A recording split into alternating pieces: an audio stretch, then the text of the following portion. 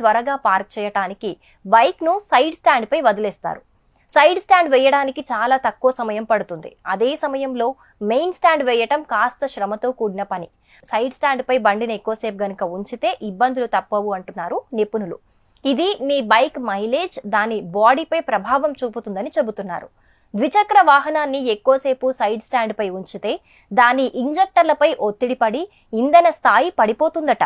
Engine ఇమ్మొబిలైజర్లు లేని బైక్లు మరిన్ని సమస్యలను ఎదుర్కొంటాయని చెబుతున్నారు.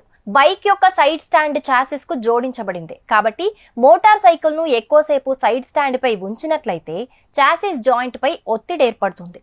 ఫలితంగా అది బలహీనంగా మారొచ్చు.